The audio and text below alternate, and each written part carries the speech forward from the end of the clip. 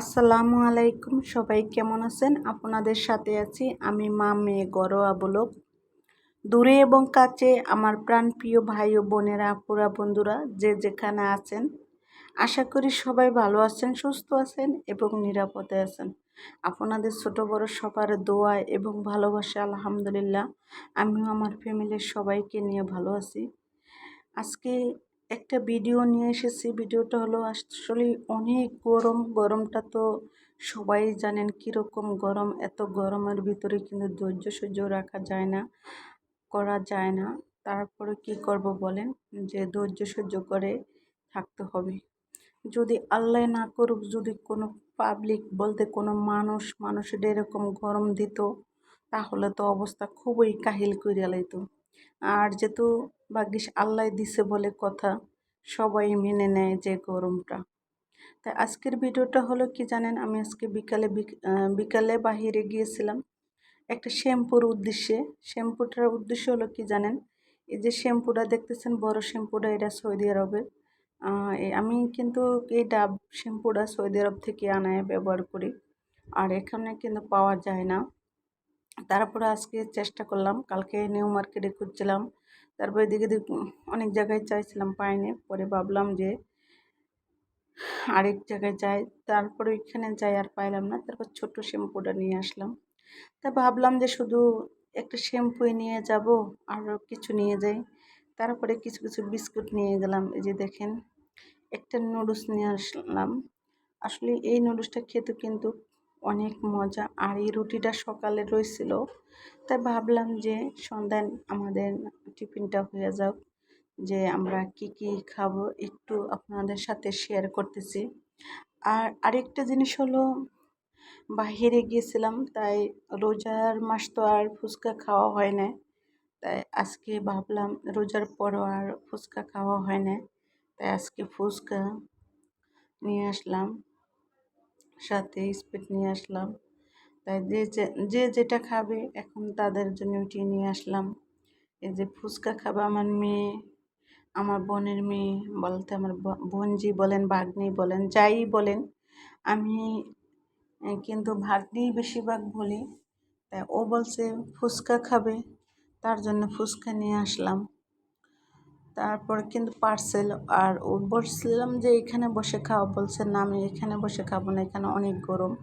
আসলে সত্যি যে যেখান থেকে আমি ফুচকাটা আনি ওইখানে আসলে ফ্যানের কোনো ব্যবস্থা নাই, তো দেখা যায় সত্যি সত্যি খাওয়া যাবে না, অনেক গরম।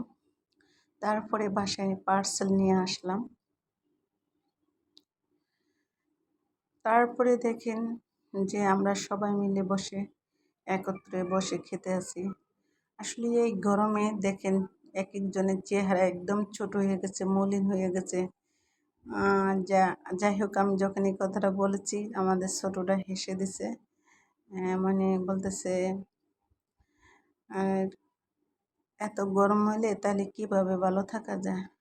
আর আমার অবস্থাটা দেখেন, আমার শরীরটা কি অবস্থা হয়েছে। কারণ হচ্ছে আমি অনেক দিন যাবৎ অসুস্থ, তাই সেজন্য। তা আমার জন্য সবাই দোয়া করবেন। আর যেহেতু আমার একটু আপনাদের কাছে বলেই যাব, আর কিছুদিন পরে হসপিটালে ভর্তি হব, কারণ হচ্ছে আমার অপারেশন হবে, তো তার জন্য। তাই সবাই আমার জন্য দোয়া করবেন। আর এই গরমের যত ঠান্ডা খায় ততই তো ভালো লাগে। তার দেখেন আমি স্যালাইন ঠান্ডা পানি দিয়ে গুলে খেতেছি, কারণ হচ্ছে নিচের তো আসছি, তাই ভালো লাগে না। আর একবারে নর্মাল পানি খেতেও ভালো লাগে না, যদি সাথে স্যালাইনটা থাকে তাহলে তো আরও ভালো লাগে। তাই আর কি, এখন এখানে বসে আমরা চারজনে খাইলাম। আমার মেয়ে ক্যামেরা বন্দি করলো। মেয়ে বলল যে আমরা একটু ক্যামেরা করি, ক্যামেরা বন্দি করি বলতে একটু ভিডিও করি। কারণ হচ্ছে আমরা এত কিছু খাইতেছি, যাই হোক শুকুর আলহামদুলিল্লাহ, যাই খাইতেছি একটু ক্যামেরা করিয়া বলতে ভিডিও করে রাখি। আমি কি আচ্ছা ঠিক আছে করো। আর বিশেষ করে সত্যি কথা বলতে জানেন, সব কিছুতেই আমার মেয়ে কলম ভিডিও বেশি করে, আমার খুব কম ভিডিও করা হয়। আমার ভয়েস এডিট একটু আমার করতে হয়, আর এমনি ভিডিও মেয়েই করে। যাই হোক, মেয়ে থাকায় একটু উপকার হয়েছে। আর এই যে দেখেন, আমি আবার ফুচকা খেলে কিন্তু যেটা বেশি টক ওইটা খাই না। আমি যেটা একটু মিষ্টি টক ওইটা আমার কাছে খেতে ভালো লাগে। তাই আর কি আমি খাই মিষ্টি টকটা। আর বিশেষ করে আমার কাছে চটপটি আহ, থেকে বেলপুরির থেকে ফুচকাটাই আমার অনেক পছন্দ। আমি ফুচকাটা অনেক পছন্দ করি। আমার মেয়ে আবার চটপটি পছন্দ করে। মানে আসলে এক একজনে এক এক রকমের পছন্দ করে। আমার ছোটো বাবাটা পছন্দ করে পুরি। তার জন্য যত আইটেম থাক তার জন্য পুরি আনতেই হবে। নিচে গেলে পুরি আনতেই হবে। আর আমি যখন গ্রামে যাই যদি বাজারে যাই, তাহলে ওর জন্য পুরি আনতে হবে। আমরা যদি হালিম বা চটপটি অন্য কিছু খাই, কিন্তু ওর পুরি খেতে হইব। তাই আমরা এক একজনে এক একটা আর কি পছন্দ করি, তাই আর কি। আর এই আসলে সত্যি কথা বলতে কি জানেন, এই গরমে কিন্তু এখন এই ফুচকা আর বাহিরের জিনিসগুলা খাবারটা ঠিক না। তারপর আসলে এই পোলাপানে বললে বায়না করলে আর না দিয়ে পারা যায় না। কালকে যেমন নিউ মার্কেট গেছিলাম, তা আমার মেয়ে বলতেছে পিৎজা খাবো। তা আসলে যত বায়না করছে তত আনতেই হয়। তারপরে নিয়ে আসলাম পিৎজা। তাই এরকমই আর কি। আর এই বিস্কিটটা খেতে এত মজা, আমার বোনের মেয়ে ভাঙতেই পারতেছে না। আসলে ও ভাঙবে কি, ও যে খাবার খায় তাতে বোঝা যায় যে একটা বাচ্চা ফোলানো হচ্ছে বেশি খায়। আর গায়ে শক্তি বল কোথায় থেকে আসবো। দেখেন একদম নরম, আমি যে ভেঙে দেখিলাম একদম নরম, ভিতরে চকলেট দেওয়া আছে।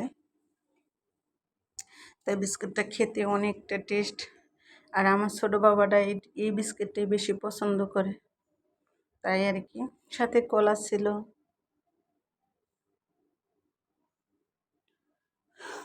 কলা ছিল, তারপরে বিস্কিট রুটি। সন্ধ্যা এই তো টিফিন নাস্তা যে খেয়ে ফেললাম, কী কী দিয়ে খেয়েছি দেখছেন তো। সন্ধ্যা নাস্তা কলা রুটি বিস্কিট, তারপরে সাথে হাল ছিল, সরি, হালিমের কথা বলতে বলতে কিন্তু হালিমের কথাটাই এসে পড়ছে। ফুচকা ছিল, যেহেতু হালিমের গল্পটাই বলছিলাম যে গ্রামে গেলে যে হালিম বাজার থেকে নিয়ে আসি। আর নিয়ে আসলে আমার বোনের মেয়ে বলতে আমার ছোটো বাবাটা শুধু সে পুরি পছন্দ করে, তাই সেজন্য আবার হালিমের কথা আসলো। যাই হোক, এই তো, যদি আমার ভিডিওটা আপনাদের কাছে ভালো লাগে তাহলে লাইক কমেন্ট শেয়ার করতে ভুলে যাবেন না। আর জানেন এত কষ্ট করে একটা ভিডিও বানানোর পরে এডিট করে তারপরে ভিডিও ভয়েস দিয়ে ভিডিওটা ছাড়ি।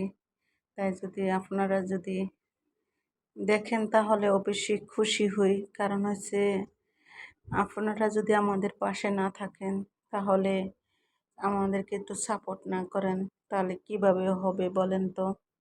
আর যেহেতু আমরা একজন ছোট্ট ইউটিউবার, তাই আশা করি আপনাদের সাপোর্টে আমরা সামনে এগিয়ে যাব।